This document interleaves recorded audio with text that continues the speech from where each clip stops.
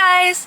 Today we're going to tell you guys a little bit about how Rush works, everything you need in your Rush bag, and just like general tips for Rush. We are both in AFE, as you can tell by our shirts. We both got our top house. We both got invited back to all the houses that we wanted. And also we do go to UCI, so if you're rushing for like an SEC sorority, that might be a little different because at UCI, and I think just in California in general, our Rush is a lot more casual. And our Rush was about a week, and we had 2 days of sisterhood. I think 2 days of philo, it might have been one. Okay, 2 days of sisterhood, 2 days of philanthropy, and then one preference day, then bid day. Yeah. So I think sometimes they'll like change the order of sisterhood and philanthropy, but like it doesn't really matter. But basically on the first day, you're gonna visit every single sorority. I think if you have more, you already like choose a select amount that you're going to, but since again we only had 7, we just went to every single one, and I think we talked to them for 30 minutes. It was really short. The sisterhood round, you like barely talk to them. Like that's like the super surface level one. For us too, since we only had 7 houses in sisterhood, like they have to see everyone, we had really big breaks in between. And then after you go to all the houses for sisterhood, you rank your sororities, and they also rank you. There's like some like specialists, and then it's like if your guys' rankings match up, you'll be invited back by that house for philanthropy. And you can only get 5 houses back for us. Yeah, it was like 7 to 5 to 2 to 2. Okay, so philanthropy, the round's not a lot longer. The people I talked to for sisterhood, I didn't talk to. I feel. Oh yeah, I talked to different people too. Wait, yeah.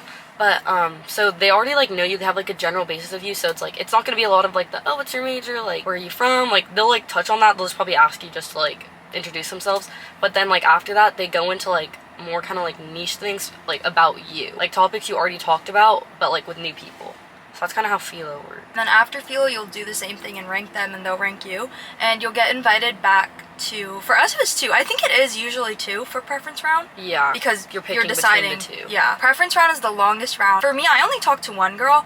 I heard at other houses people talk to like 2. At Tridal, I talked to 2 girls. Oh, and it's someone you already talked to. Yes. Like in one of the last rounds. And you talk to them the whole time, and like they kind of give you a rundown on like really deep dive into what it's like to be in that sorority, because this is like your final day before you actually have to decide what sorority you're gonna be in. Wait, yeah, it's a lot deeper. Like, I cried at Tridal, like, pref. I cried at AFE pref. Really intimate, and it's, like, really special because, like, everyone's pref ceremonies are really different, and it's kind of, like, a sacred kind of thing, so it's, like, they're inviting you to, like, their, like, preference, like, ceremony ritual thing, so it's a lot more intimate. Well, because at pref, like, they've decided they already want you in their sorority, and they're trying to convince you to choose them as like your final choice. So after preference, we went and we had to sign a contract. That means like Maraba. It was like Maraba. It was like a contract to decide that whoever you get the bid from, you're gonna accept their bid. Yeah, if you end up dropping, you can't rush until next fall. So if you don't want any of your 2 preference choices,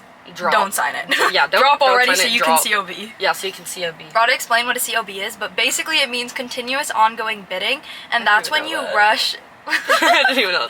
And that's when you rush in winter or spring, or I guess spring. Oh yeah, we're on quarter system, so we can also COB in the fall because we have fall COBs, winter and spring. But it's when you don't go through rush and you basically just go on 1 or 2 like dates, and you talk to usually like the VP of membership on, like, recruitment, exec or something. and they'll decide if they want you in their chapter, but it's literally just you talk to like 1 or 2 of the houses you want. You don't have to go through everybody. Like that's when you kind of know who you want already. So COBing, you have to be, I don't know if it's our school, but you have to be recommended. You can't just like sign up, like someone has to recommend you. And so you can't do that the same year you rush if you sign the Maraba. Oh, our school's also guaranteed bid policy, by the way.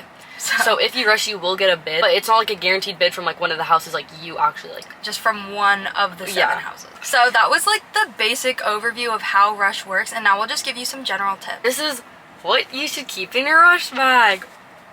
Okay, I have my Rush bag right here. Oh, it's just my school bag. I think I just had a tote bag. It doesn't really matter what you bring. Like, I don't even think some girls brought bags. Well, yeah, because you're not bringing it into the house. Oh yeah, also you can't bring anything into the house, and you can't take anything out of the house. So if you get water in the house, leave it. It has to stay there. One thing I recommend bringing, gum, because you're talking a lot. Your mouth gets kind of dry. You don't want like, you know, bad breath. So, but I would usually spit my gum out before the rounds. It was really hard for me to talk. I feel like it's also a little rude. It looks weird if you're chewing gum and speaking. It's a little rude. So, but just to have in between. Yes. Next, a handheld fan, where it gets so hot, especially in the houses too. There's like so many people because you're going in with like, at least for us, it was like 50 other girls, and then there's like a bunch of recruiters also in the room, and it just gets really hot. Yes. So a handheld fan is definitely a must. You need water, like I said, your mouth gets really dry. Okay, also, it's like really overstimulating and really loud, so you have to talk, you have to project your voice. Oh yeah, you're like yelling the whole time. Yeah, and so like you need water because your throat will start like, Reiko lost her voice by the end of Rush, and my throat definitely was like hurting by the end. Like, it sounds like stupid, like it sounds stupid, but it's actually like, it's like true. Yeah. And next is just snacks, because again, even though we only had 7 sororities, we were there for like 8 hours. You like have every like day. downtime in between your houses, Yeah. and it's like not enough time to go back to your dorm or something. Yeah. Anyways, so just bring food, because sometimes they'll provide it to you, but then like you can't really eat it because you're talking to them. I was in a recruitment group with Reiko's roommate, but we would go get food like when we had our break. If you have like a long enough break, you can go. Oh, they gave us a dinner break. Also, bonus item, I would bring my laptop so I could get work done during my breaks. It's week 0. I was a biosci major. Oh.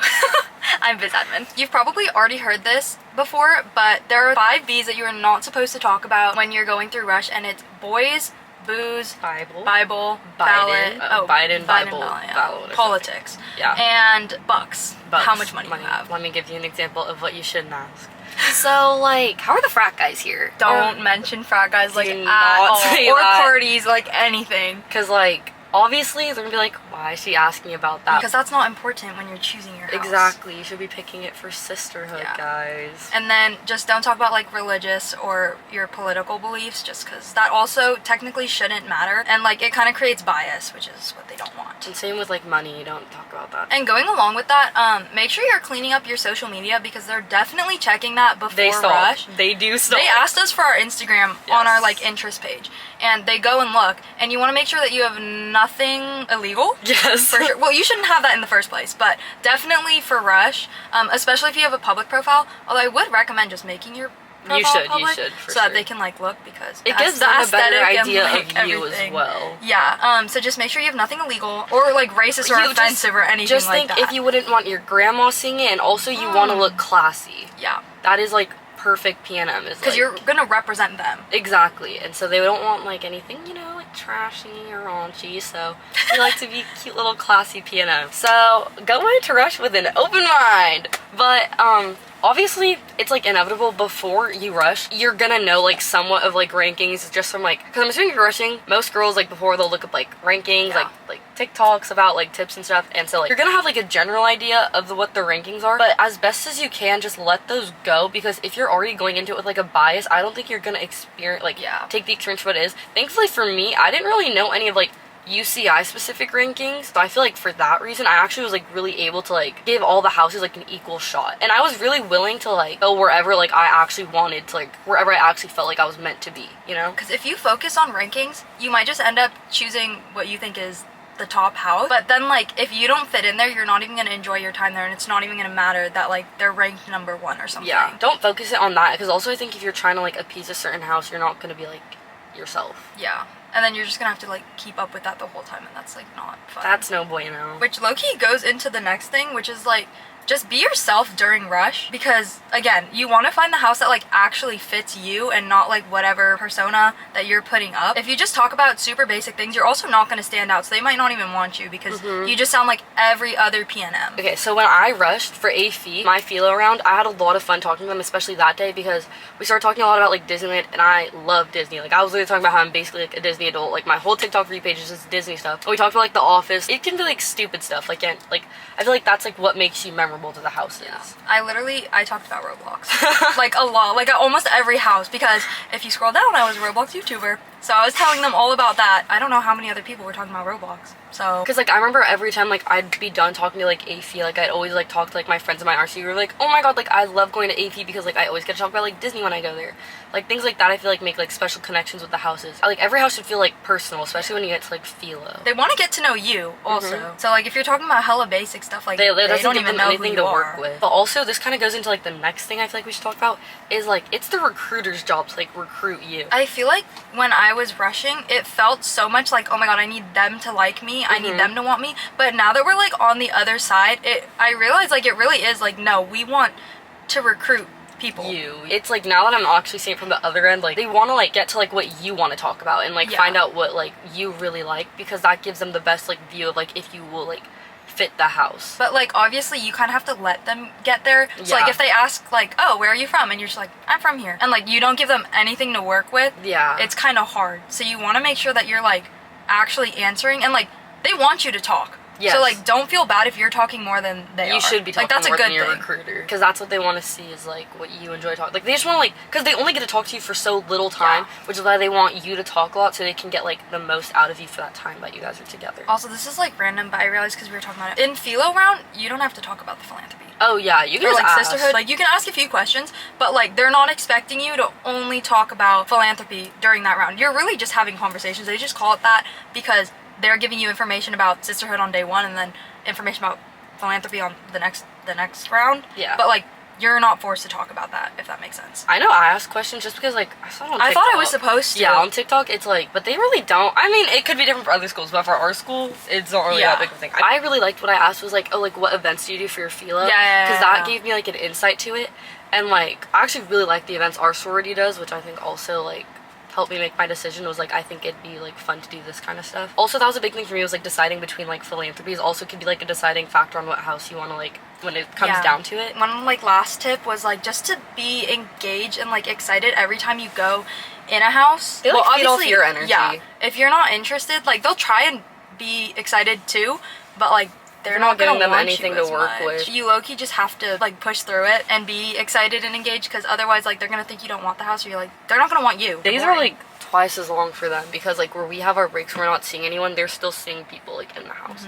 So just be like respectful in that sense. Okay, so we're gonna talk about like outfits, but this especially should like vary from school to school, so just like keep that in mind. So for sisterhood, first day we're like a denim skirt, like a princess poly top, and then like my sneakers.